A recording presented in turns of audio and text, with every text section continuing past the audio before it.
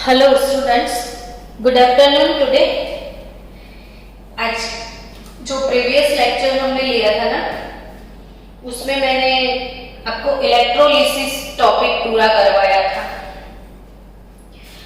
Electrolysis topic में आज Faraday's law जो है, फैराडेस लॉ ऑफ इलेक्ट्रोलिसिस वो पढ़ना है। और इसके बाद बहुत सारे सम्स करने हैं हमको। इतना मस्त चैप्टर है ना ये इलेक्ट्रोकेमिस्ट्री। पूरा मेरे साथ पढ़ोगे ना तो इसमें से एक भी क्वेश्चन ऐसा नहीं होगा जिसमें आप मार्क्स जाएंगे। तो हम थोड़ा स्लो जाएंगे पर अच्छे से इसकी एक एक थियरी को धीरे से पढ़ेंगे, समझेंगे, ट्राई करेंगे। तो फैराडे ने इलेक्ट्रोलिसिस के बारे में क्या बोला है वो पढ़ते हैं, समझते हैं। 1834 माइकल फैराडे। अगर अच्छा चलो, बोर्ड में एक बार क्वेश्चन पूछा था 2 साल पहले कि HF का अगर इलेक्ट्रोलिसिस किया जाए तो प्रोडक्ट्स क्या होंगे। ये बोर्ड का क्वेश्चन है, बोर्ड में पूछा था 2016 या 17 में था कि HF का इलेक्ट्रोलिसिस किया जाए तो प्रोडक्ट्स क्या मिलेगी। एनीवन, कोई बता सकता है बच्चों आप में से? What are the products?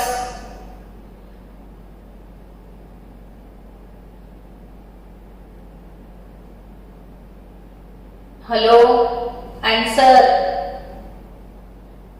तो यही चीज है कि ऐसे क्वेश्चन आपको समझने कि HF का इलेक्ट्रोलिसिस करेंगे। जैसे हम वर्ड बोलते हैं ना इलेक्ट्रोलिसिस, तो एक इमेजिनेशन क्रिएट करो कि इलेक्ट्रोलाइटिक सेल होगा, एक ही वेसल होता है इसमें। फिर इसमें आपको डालना पड़ेगा लिक्विड HF या HF का सॉल्यूशन। फिर इसमें आपको डालने पड़ेंगे 2 इलेक्ट्रोड। फिर बैटरी आप यूज करोगे। ये बड़ा वाला पोल जो है वो पॉजिटिव होता है और वो एनोड होगा। बैटरी के नेगेटिव पोल के साथ जो कनेक्टेड है वो कैथोड होगा। और HF का इलेक्ट्रोलिसिस होगा तो प्रोडक्ट, तो ऑब्वियसली HF कैसे बनता है वो सोचना है आपको। तो आप ये सोचो कि हाइड्रोजन गैस, फ्लोरीन गैस, और दोनों गैस के बीच में केमिकल रिएक्शन होता था तो 2 मोल हाइड्रोजन फ्लोराइड प्रोड्यूस होता है। तो वही चीज सोचनी है कि ये कंपाउंड कौन से एलिमेंट से प्रोड्यूस हुआ है, वही एज अ प्रोडक्ट हमको मिलेगा। तो अब प्रोडक्ट आपको पता चल गया कि हाइड्रोजन गैस मिलेगा, फ्लोरीन गैस मिलेगा। अब क्वेश्चन अराइज होगा कि कहाँ मिलेगा, एनोड पे, कैथोड पे। तो एक चीज हमेशा मेरा सेंटेंस याद रखो कि कैथोड पे किसी भी गैस, कोई भी गैस के बाद की ताकत नहीं है कि वो कैथोड पे है। सिर्फ एक गैस कैथोड पे आ सकता है, वो हाइड्रोजन। तो ऑब्वियसली आप फ्लोरीन को एनोड पे ला ही नहीं सकते। तो हाइड्रोजन गैस आपको कैथोड पे मिलेगा। क्यों? तो कि H+ होता है ना और कैथोड माइनस होता है, तो माइनस की तरफ प्लस ही आएगा ना। तो इसलिए हाइड्रोजन गैस कैथोड पे निकलेगा और फ्लोरीन गैस आपको एनोड पे मिलेगा। वैसे ही अगर किसी ने आपको बोल दिया कि कॉपर सल्फेट का इलेक्ट्रोलिसिस करता है, कॉपर सल्फेट का इलेक्ट्रोलिसिस होगा, तो आपको एज अ प्रोडक्ट क्या मिलेगा? तो आप बोल सकते हो कि कॉपर सल्फेट का इलेक्ट्रोलिसिस होगा तो कॉपर मेटल मिल सकता है, कॉपर मेटल मिल सकता है। और सल्फेट का नहीं होता, कॉपर सल्फेट अगर एक्वियस होता है, पानी में होता है, तो फिर सल्फेट का कुछ नहीं होगा, पानी का ही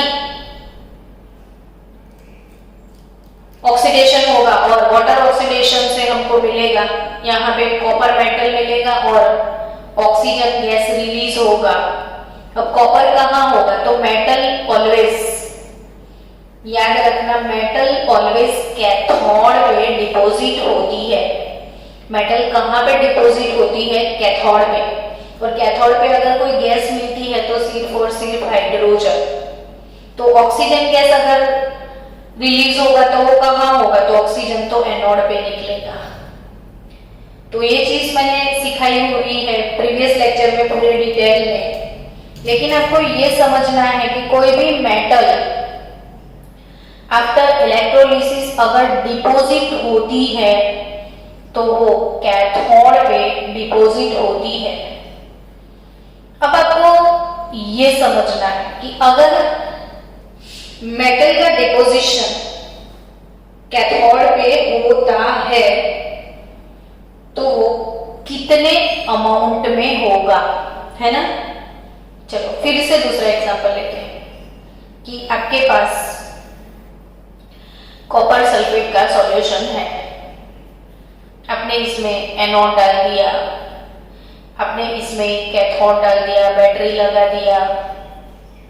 बैटरी लगाने के बाद आप इलेक्ट्रिसिटी इसमें से पास करने वाले हो, तो ऑब्वियसली आपको पता है अगर ये कैथोड है तो कैथोड के ऊपर कॉपर मेटल डिपॉजिट होगा। तो आपका क्वेश्चन होगा कि कितने अमाउंट में डिपॉजिट होगा, वेट ऑफ कॉपर क्या होगा, कितनी मेटल डिपॉजिट होती है। तो यही चीज मोस्ट एंटी चीज है कि कितनी मेटल डिपॉजिट होती है। ये वेट ऑफ डिपोजिशन किस चीज पे डिपेंड करता है। तो सिंपल सी बात है कि आप यहां से बैटरी लगा के इलेक्ट्रिसिटी पास करते हो कि नहीं, तो ये वेट किस चीज पे डिपेंड करेगा, तो वेट डिपेंड करेगा अमाउंट ऑफ इलेक्ट्रिसिटी पे। ये वेट किस चीज पे डिपेंड करेगा बच्चों, अमाउंट ऑफ इलेक्ट्रिसिटी। अगर आपने 1 आवर के लिए इलेक्ट्रिसिटी पास किया और 2 आवर के लिए इलेक्ट्रिसिटी पास किया तो ऑब्वियसली 2 आवर तक आप इलेक्ट्रिसिटी दे रहे हो, तो 1 आवर से ज्यादा है ना 2 आवर, तो वेट ज्यादा डिपॉजिट होगा। एक सिंपल सी बात है कि वेट किस चीज पे डिपेंड करता है, तो आप कितनी देर तक कितने अमाउंट में इलेक्ट्रिसिटी पास करते हो उस पे डिपेंड करता है। सो ये कि कौन से साइंटिस्ट ने चीज एक्सप्लेन करी थी, तो फैराडे अंकल ने। तो हम पढ़ने के लिए जा रहे हैं फर्स्ट लॉ ऑफ फैराडे या फैराडेज फर्स्ट लॉ। तो मेरे साथ एक बार वो लॉ लिख देना कि the amount of product, the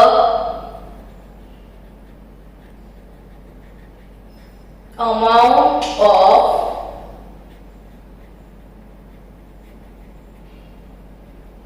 product produced at the electrodes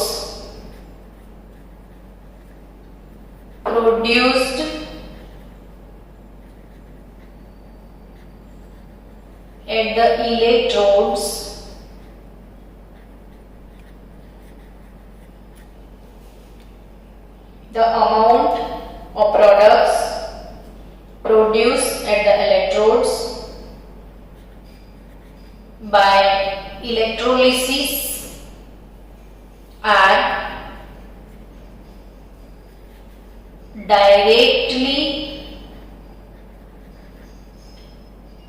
proportional to the directly proportional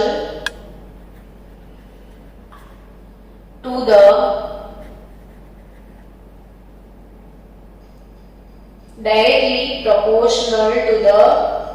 quantity of the electricity या amount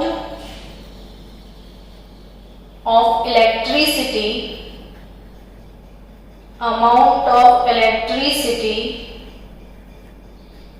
passed through the electrolytic cell. Passed through the electrolytic cell.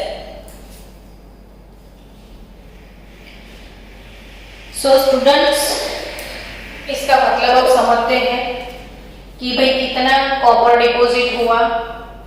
तो suppose weight of copper, इसको W बोले, और amount of electricity को क्या बोलना है, तो Q। तो वेट प्रोपोर्शनल टू Q। अभी Q को थोड़ा डिटेल में समझ लेते। Wait for 1 minute.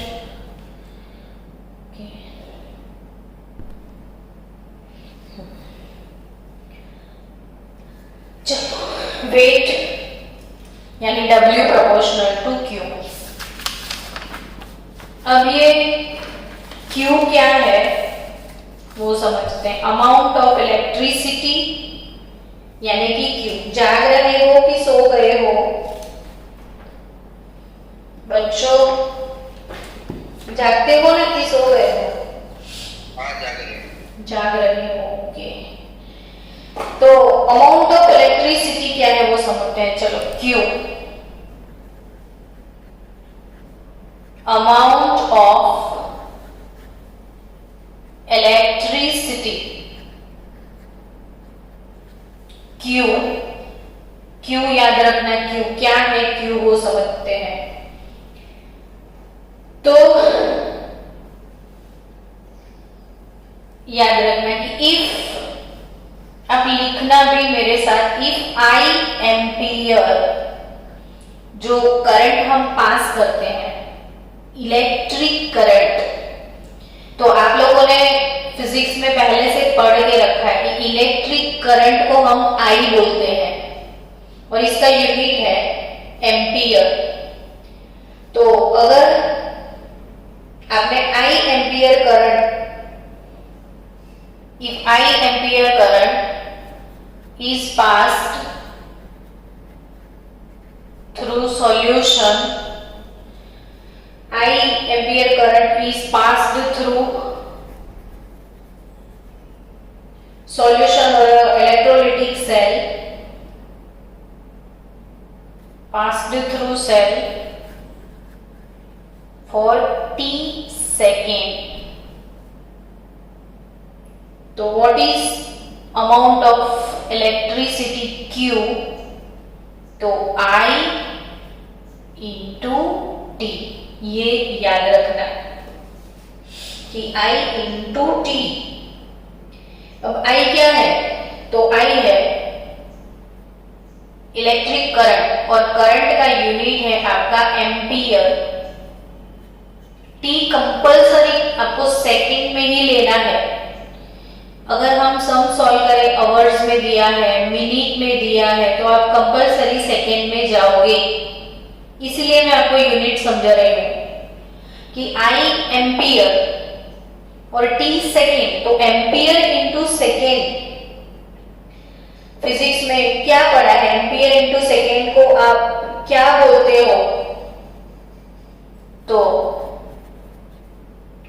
Ampere into second को क्या बोलोगे आप? याद, मैंने थोड़ा लिखा है तो गेस करो, कूलम्स।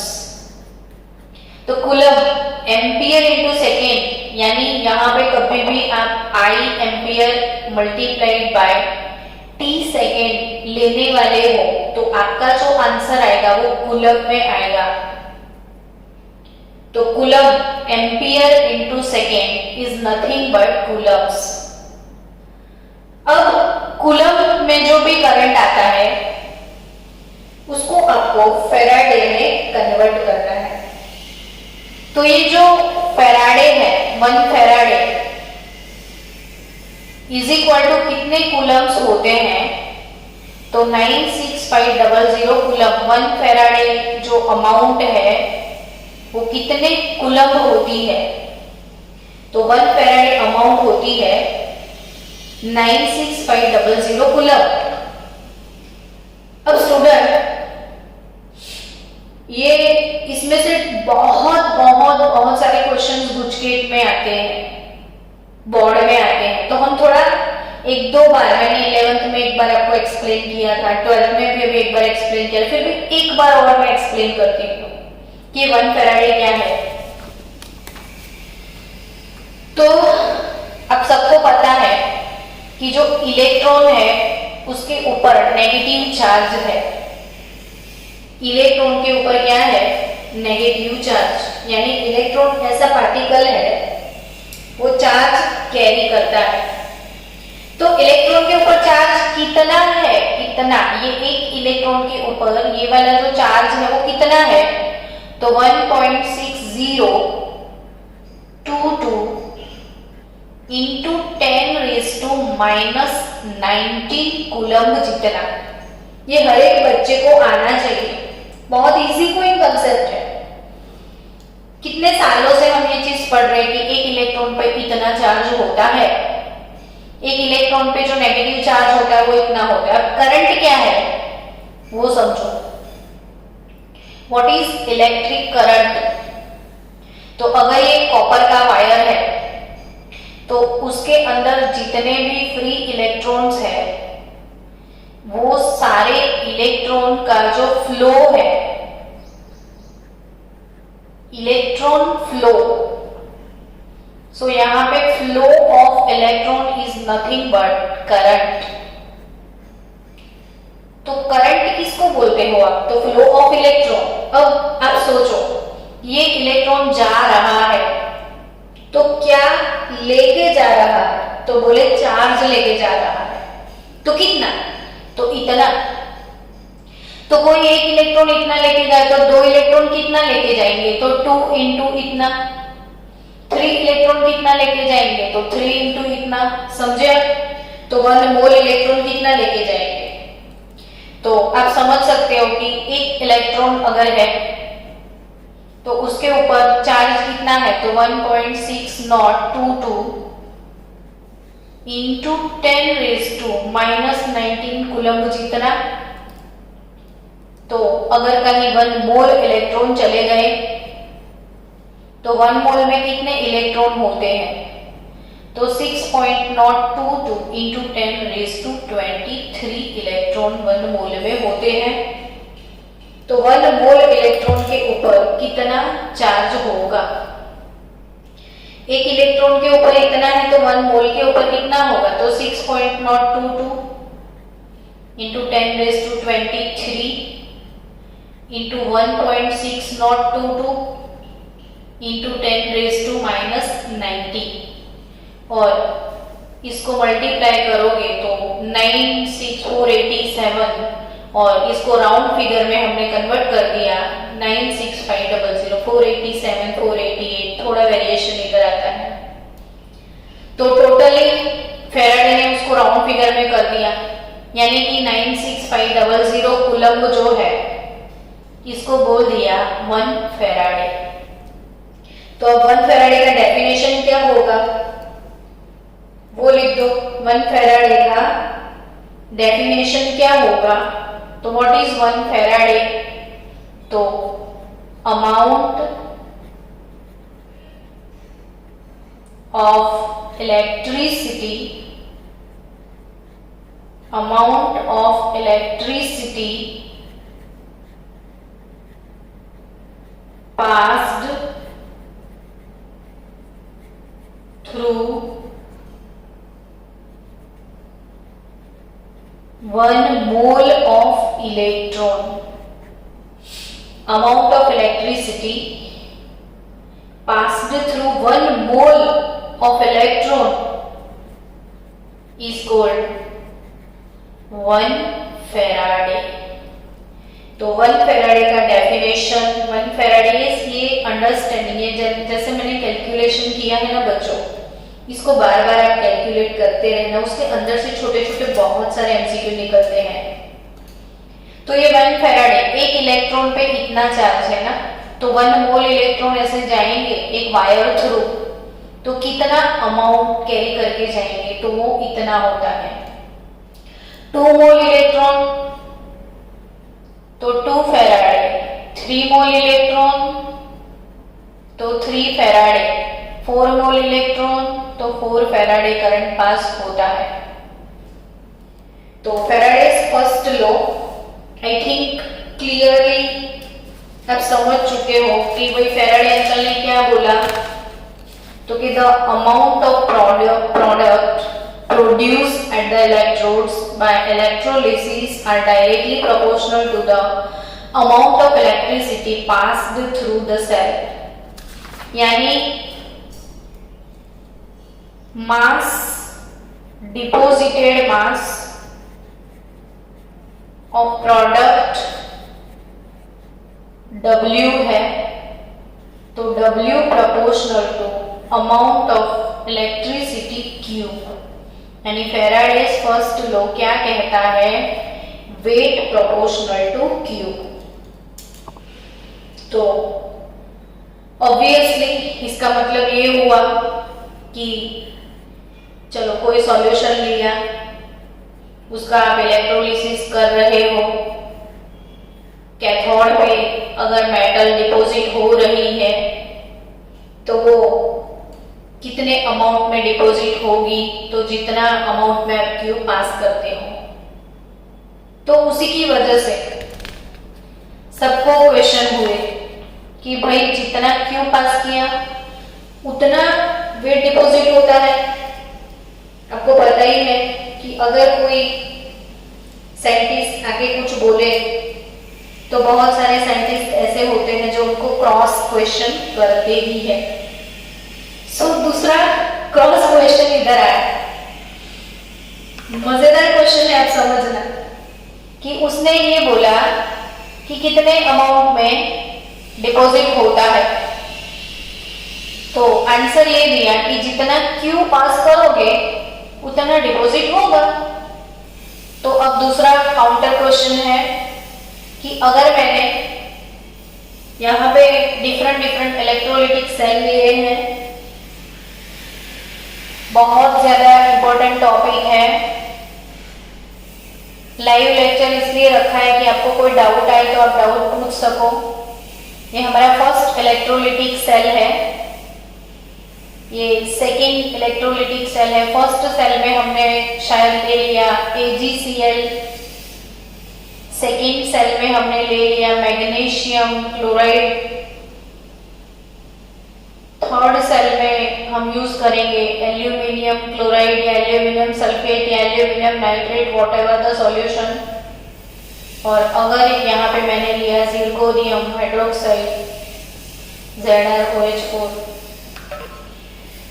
तो यहाँ पे 4 अलग अलग वेसल में अलग अलग सॉल्यूशन है। यहाँ पे AgCl का है तो इसमें होगा Ag+Cl-, इसमें होगा Mg2 और 2Cl-, इसमें होगा Al3 3Cl-, इसमें होगा जिरकोनियम 4 हाइड्रोक्साइड आयन। अब सब में डालना है एनोड कैथोड।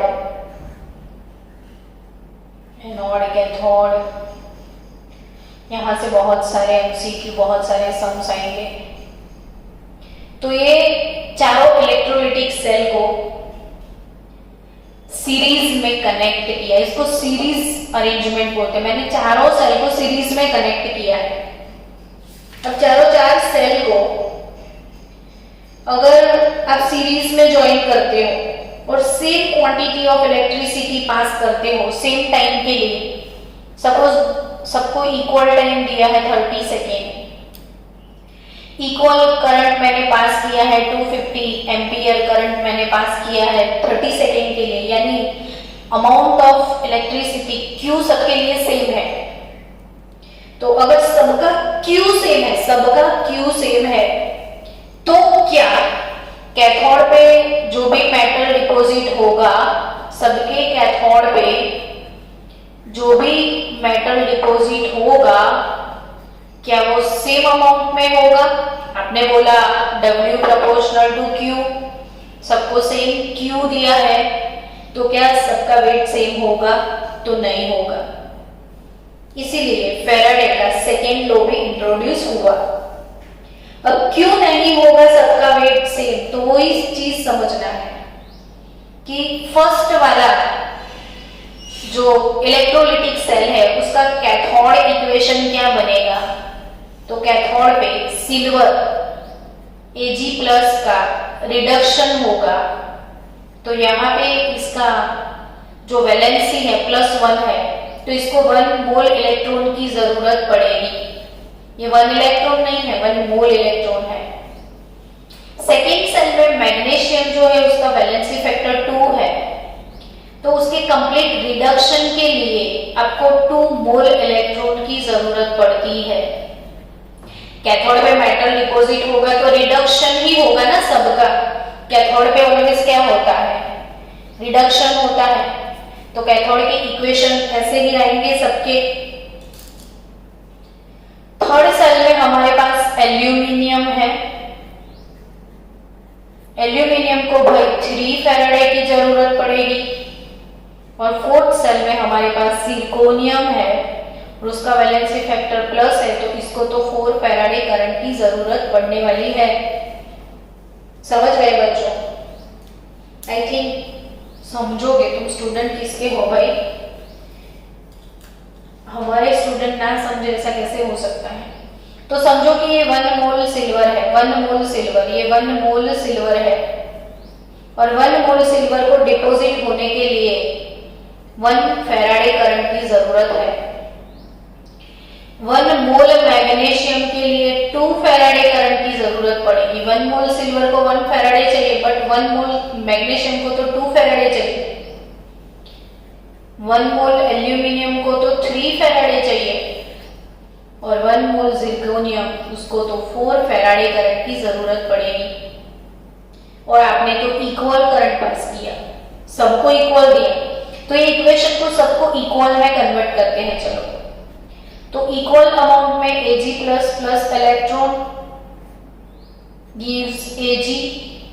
ये इक्वेशन को 2 से आपको डिवाइड करना पड़ेगा, तो ½ मोल Mg2 प्लस 1 मोल इलेक्ट्रॉन यानी 1 फैराडे, सबको 1 फैराडे में कन्वर्ट करो तो ½ मोल मैग्नीशियम मिलेगा। एल्यूमिनियम को 1/3 से आपको डिवाइड करना पड़ेगा, 1Al + 3 इलेक्ट्रॉन गिव्स 1/3 Al। और जिर्कोनियम जो है उसको 4 से डिवाइड करो तो 1/4 जिर्कोनियम। यानी ये जो यहाँ पे मेटल का जो मोल डिपॉजिट होगा, तो जब सिल्वर 1 मोल डिपॉजिट होगा तब मैग्नीशियम सिर्फ ½ मोल डिपॉजिट होगा, तब एल्यूमिनियम तो सिर्फ 1/3 मोल डिपॉजिट होगा और जिर्कोनियम तो सिर्फ 1/4 मोल, यानी सबका वेट अलग अलग होगा। तो सबका मोल प्रपोर्शन जो है, सबका मोल प्रपोर्शन कितना होगा, तो 1:1/2 1/3 1/4, यानी मोल प्रपोर्शन ये होंगे। इसका एलसीएम निकालो तो आपको 12 मिलेगा। तो आपको ये फ्रैक्शन में नहीं चाहिए तो ऐसा भी लिख सकते हो, 12, 6, 4 और 3। 12 से पूरे इक्वेशन को 4 3 12 एलसीएम निकलेगा इसका। तो 12 से पूरे सबको मल्टीप्लाई करो तो 12 मोल, जब 12 मोल सिल्वर डिपॉजिट होता है तो 6 मोल मैग्नीशियम डिपॉजिट होता है, 4 मोल सिर्फ एल्यूमिनियम होगा और जिर्कोनियम तो खाली 3 मोल डिपॉजिट होगा। यानी ये क्या चीज है, तो अब समझो कि ये इक्विवेलेंट मास हो गया। आपको पता है ना इक्विवेलेंट मास हम कैसे कैलकुलेट करते हैं। कोई बोले कि मैग्नीशियम +2 का इक्विवेलेंट मास आप कैलकुलेट करो, तो आप इसका एटॉमिक मास लेने वाले हो और atomic mass divided by valency factor लोगे ना आप, तो atomic mass upon valency factor, तो ये क्या हो गया, इक्विवेलेंट मास। तो आपने सबने जितना वैलेंसी है उसके हिसाब से डिवाइड किया, तो ये जो मास है ये इक्विवेलेंट मास हुआ। तो यानी सेकेंड लॉ ऑफ फैराडे ये बताता है कि अगर आप डिफरेंट इलेक्ट्रोलाइटिक सॉल्यूशन को सीरीज में कनेक्ट करोगे तो जो वेट डिपॉजिट होगा वो weight proportional to equivalent mass. First law बोलता है W proportional to Q, according to second law W proportional to EQ, equivalent mass. Wait for 2 minutes. तो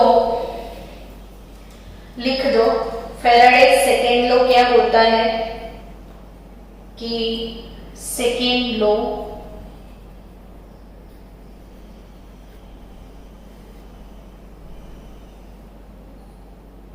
if the different electrolytic cell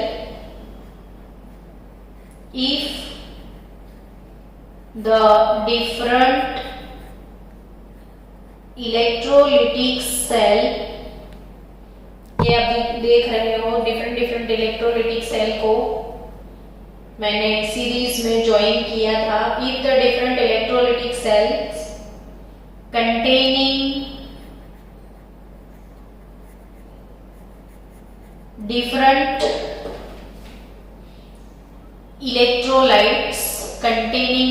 electrolytes मैं सारे words नहीं लिख रही हूं, आप लिख देना. if the different electrolytic cell containing different electrolytes are joined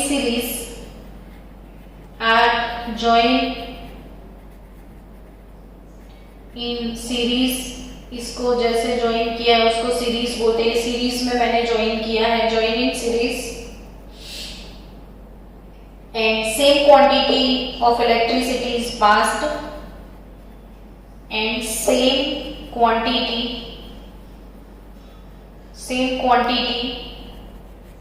of electricity यानी same Q is passed through them. Then the amounts of product,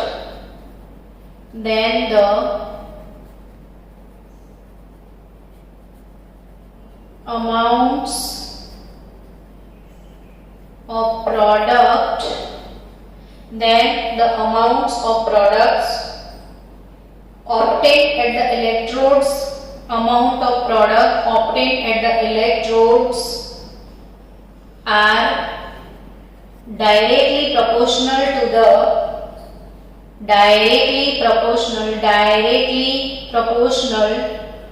to their equivalent mass. Directly proportional to their equivalent mass. ये Faraday का second law है. और जब Faraday law का establishment हुआ था बच्चों, तो शायद मैंने यहाँ पे लिखा था शुरू में कि 1834 में हुआ था फैराडे लॉ का एस्टेब्लिशमेंट. कौन से ईयर में हुआ था? 1834 में हुआ था. 1834.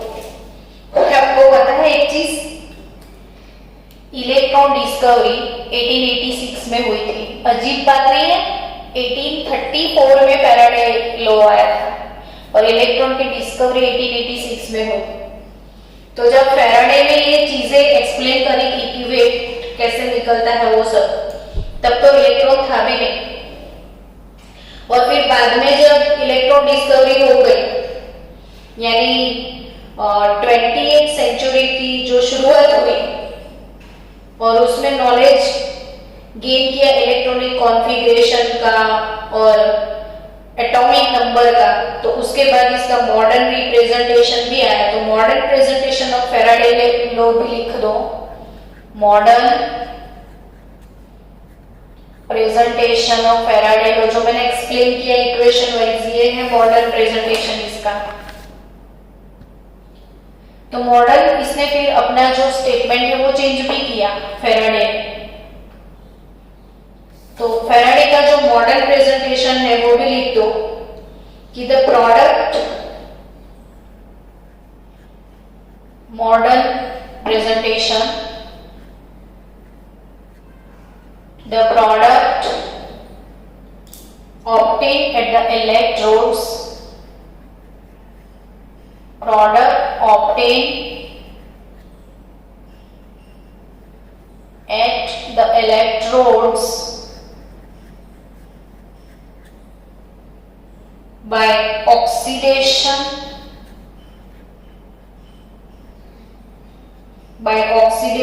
and reduction, half reactions, oxidation and reduction, half reactions। देखो मैंने ये जो इक्वेशन लिखे हैं ना सारी, ये रिडक्शन हाफ रिएक्शंस बोलते हैं, रिडक्शन इक्वेशन है सबकी। वैसे आप ऑक्सीडेशन एनोड वाला कंसेप्ट भी ले सकते हो, मैंने कैथोड वाला लिया है। तो यहाँ पे ऑक्सीडेशन और reduction half reactions have the relation with the moles, have the relation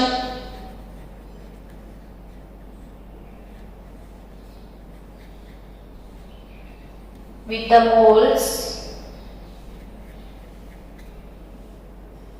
of the product, moles of the product, moles of the product, and stoichiometry of the reaction,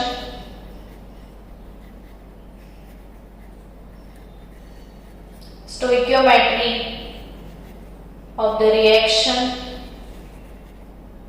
stoichiometry of the reaction, and the quantity of electricity। मतलब reaction की stoichiometry क्या है, reaction की stoichiometry क्या है, ये stoichiometry बोलते हैं। ये जो रिएक्शन था, मैंने सारे रिएक्शन को 1 फैराडे में कन्वर्ट कर दिया और उसके हिसाब से मुझे मोल प्रोपोर्शन मिला, उसको स्टोइकियोमेट्री बोलते हैं। ये 1 मोल है तो ये हाफ मोल है, तो ये 1/3 मोल है, तो ये 1/4 मोल है। तो stoichiometry of the reactions and the quantity of electricity. तो ये मॉडर्न रिप्रेजेंटेशन है फैराडे अंकल का। तो आज हमने फैराडेस लॉ जो है वो खत्म किए हैं। फर्स्ट वाला है वेट प्रोपोर्शनल टू क्यू और सेकेंड वाला है weight proportional to equivalent mass EQ। तो दोनों को मैं कनेक्ट कर लूं तो weight is equal to EQ into Q हो जाएगा ना। तो Q क्या होता है, तो Q होता है I इंटू T अपॉन 96500। थोड़ी देर पहले मैंने सिखाया था ना, Q is equal to I into T coulomb में, और उसको फैराडे में कन्वर्ट करना है तो डिवाइडेड बाय 96500। और इक्विवेलेंट मास क्या होता है, तो इक्विवेलेंट मास होता है एटॉमिक मास अपॉन वैलेंसी, जिसको n, सपोज कोई मेटल है तो m+n है, तो वो n इलेक्ट्रॉन गेन करके वो मेटल में कन्वर्ट होगा। तो ये m+n जो है उसको हम वैलेंसी n बोल देते हैं। तो m अपॉन स्मॉल n। तो कैथोड पे कितना वेट डिपॉजिट होगा, तो एक शॉर्टकट फॉर्मूला मैंने आपको बना के दिया, टेक्स्ट बुक में नहीं मिलेगा ऐसी सब चीजें।